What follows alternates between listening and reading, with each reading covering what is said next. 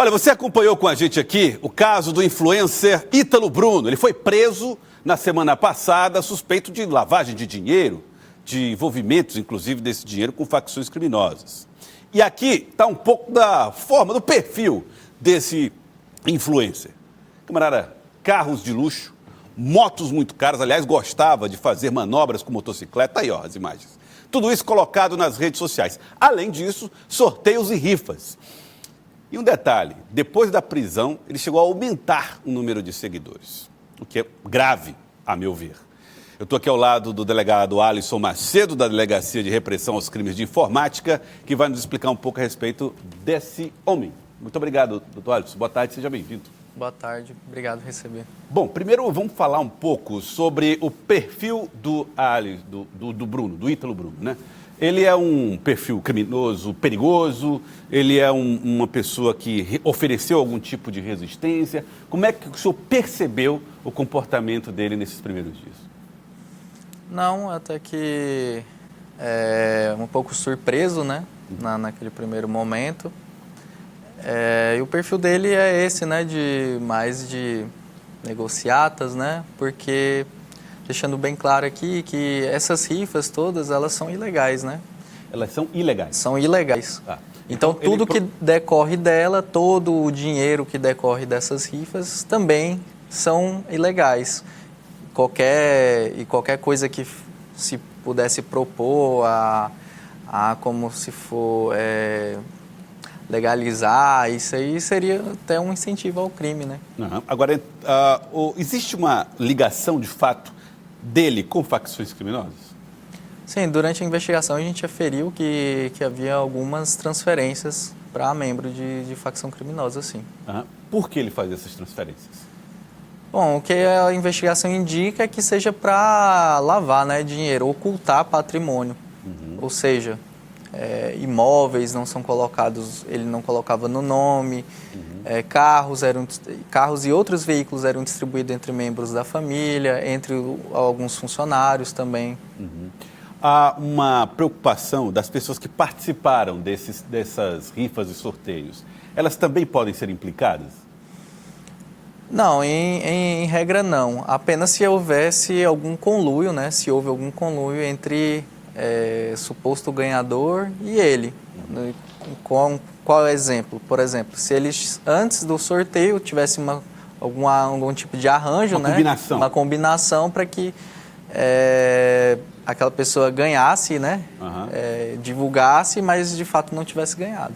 Há algum caso suspeito disso? A gente ainda está fazendo esses levantamentos, né, sobre os prêmios, mas nesse momento agora a investigação foca na lavagem de dinheiro mesmo e na estruturação da organização criminosa. 15 pessoas foram num primeiro momento presas, né, por causa desse crime. E muitas casas, residências foram alvo da operação, carros foram apreendidos. A quem pertencia todo esse patrimônio?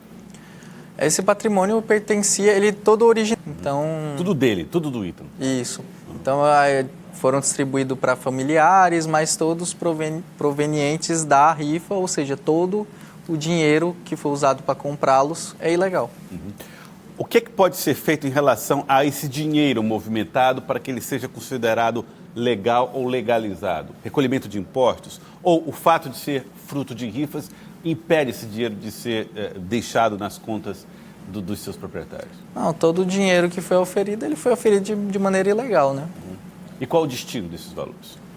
Bom, em regra a gente pede o sequestro, né, que é o bloqueio, para que não possa ser dilapidado o patrimônio, para que aguarde o processo de forma a assegurar, né, que esse valor não seja esvaído.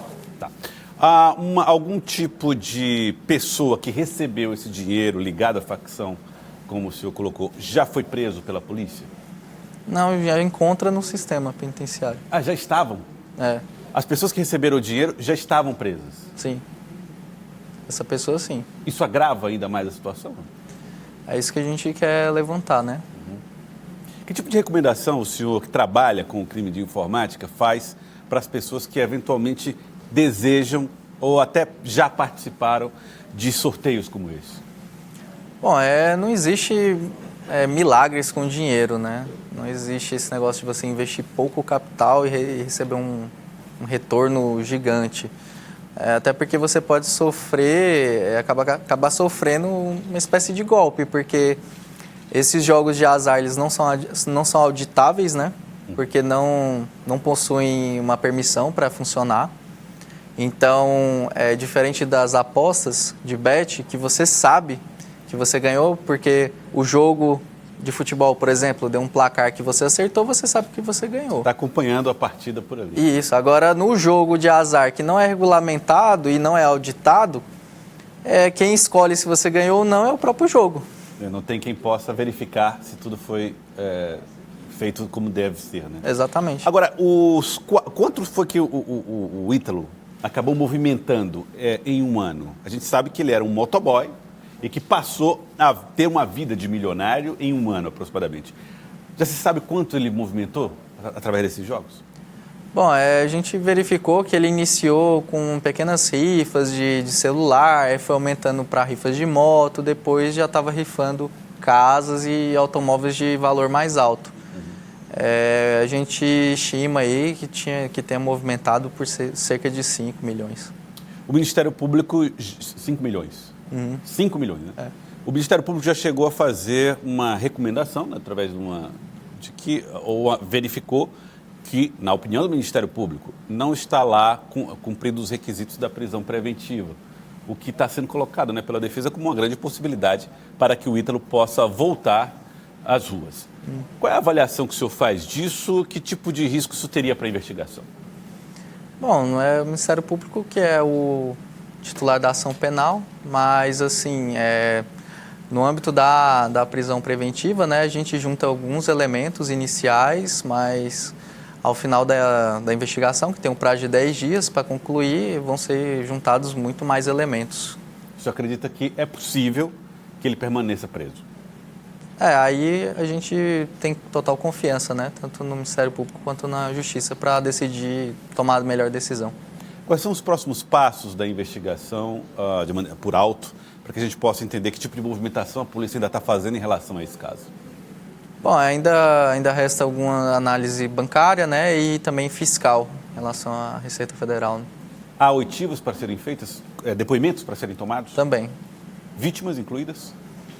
Não, a gente vai investigar como funcionava, né, o negócio e ouvir pessoas relacionadas. Doutor Alisson, quero agradecer ao senhor pela participação com a gente aqui no Jornal do Piauí, parabenizar a polícia pelo trabalho de investigação. A gente sabe que investigação de crimes que envolvem dinheiro são muito mais difíceis e mesmo assim vocês conseguiram rastrear e reunir provas em relação a esse caso. Muito obrigado pela participação aqui com a gente. Obrigado por me receber. Muito obrigado.